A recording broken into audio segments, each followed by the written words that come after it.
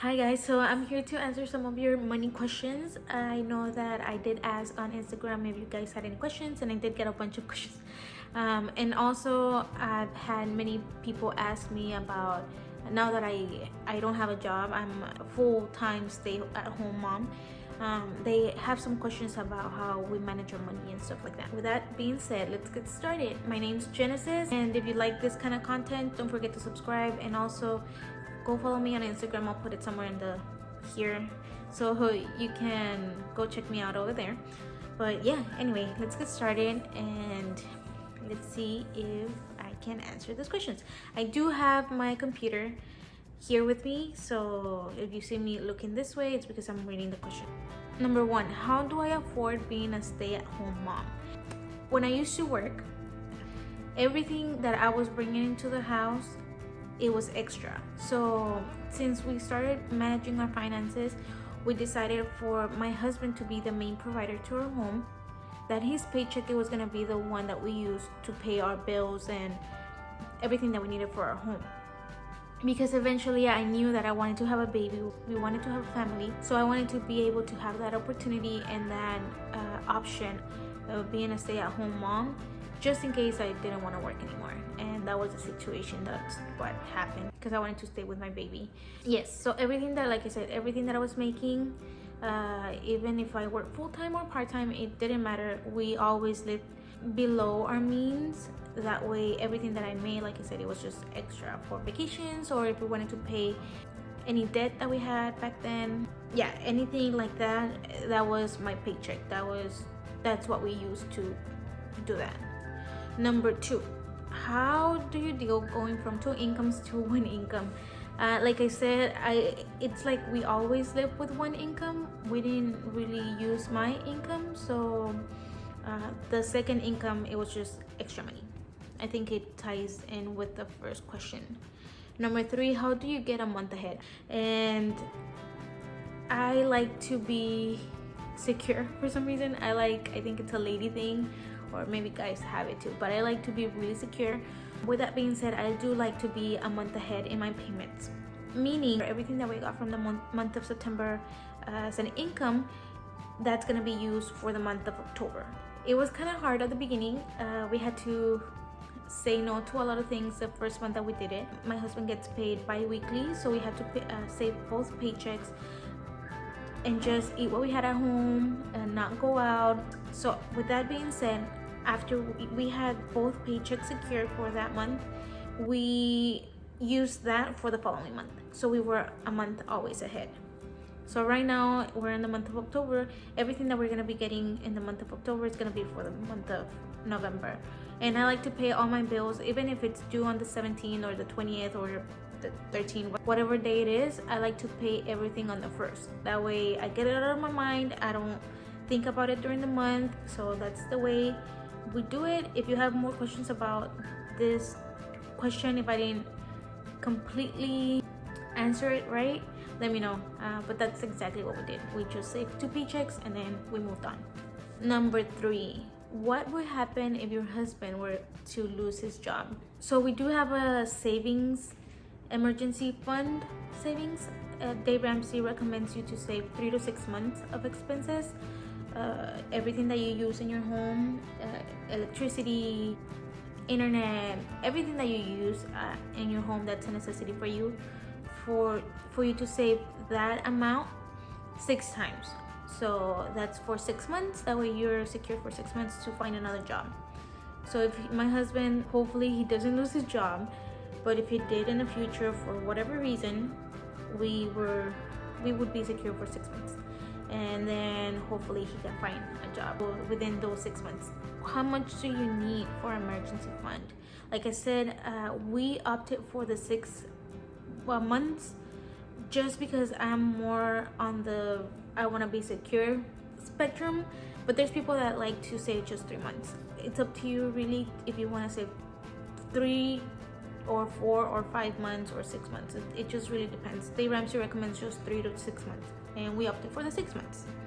When do you know that you have enough in savings and you can move on to investing? You can start investing once you have your emergency fund fully completed and saved in your bank account. After you have that amount, then you can start investing. What is the most reliable way to pay off debt? The way we did it, it was to start with our the snowball effect, or the snowball, I think that's what it's called. So what we used to like to do, we don't, like I said, we don't have any debt anymore, but we started with our smallest debt, and then we moved up to the biggest debt. Because once you see that you paid off already credit card or whatever little debt that you have, and you see some movement in your debt history, then you're gonna want to continue that. I also recommend you having maybe like something visual so you could see your progress. Just start with the smallest to the largest. Number 8, do you have separate accounts with your husband? I do not have a separate account. We have one that's joined, and even when I was working, we always had one account, and I did say that we only lived with my husband's paycheck, and my paycheck we put it aside, but we combined our paychecks. Even if I did $10 and my husband did $10, we would put the $20, and after we had all the amount, all the paychecks together, and then I would start separating. But we always, like I said, I always tried to just keep our bills and keep everything that we needed just with the half, which was my husband's pay. Is it better to keep your savings in the bank or cash? I would recommend you, okay, so I have a story about this. I was one to have my money in cash, and I think it was back in 2 years ago or something like that. I can't remember. Water started coming into our apartment because of the hurricane that was going on. We had to evacuate the apartment, and I had all my money in cash, and we were starting to save for the 3 to 6 months. And I remember I had a stash in one of my drawers, so I got the money out, and we had to like evacuate to another house.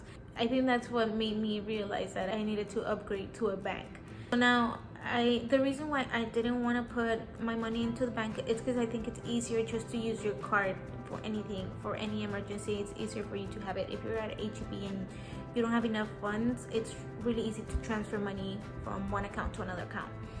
Where if you had the money at your house, it's just more difficult to go back to your house, get the money, and then come pay. You'll probably decide to just leave a couple of items. Like I said, that happened to us, and we decided to just put everything into a bank. You can choose how many times you can take out from that account. I also recommend maybe having the money, your savings account, in another bank. That way it's just easier to overlook that and kind of forget about it and just use the money that you really can use. The next and last question is, how do you start budgeting? And this question, I think it's the most important, and I left it to the last thing that I wanted to talk to you about, because if you don't have a budget, it's really difficult to know where your money is going, and it's just really difficult for you to manage it. I would say start with your bills, everything that's a need. Cover your 4 walls, which is home, your clothing, your food, and your transportation or gas. So once you have those covered, those 4 things covered, everything else follows. So just start budgeting that way. Maybe put the internet, your mortgage, your giving, obviously, and like everything that's a necessity, and then all your debts, and then start paying off the debts. But yeah, just sit down. I think that's the hardest thing to do, just to sit down and actually manage your finances. I like to sit down on the 30th or the 31st, the day before the 1st, because I know that on the 1st I'm gonna be paying the bills. So I like to sit a day before and just check everything that I have going on and manage all your bills and everything, and then that way on the 1st you're more at ease, that you have the money to pay all your bills or whatever transaction that you're going to be doing. It's just easier that way. So like I said, the hardest thing is just to sit down and actually manage, because sometimes we don't want to see our bank account, the numbers in our bank account.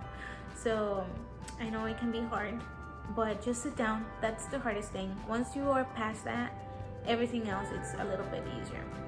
But yeah, those were the questions that you guys asked. So if you have any more, please send them to me, to my Instagram. Send me a DM, or you can put it even in the comments down below here in the video. That way I can answer them if I didn't get to your question. And I hope this was something that you are interested in. And don't forget to, like I said, subscribe and follow me on Instagram if you want to see more of this kind of video. So God bless you and have a wonderful day. Bye.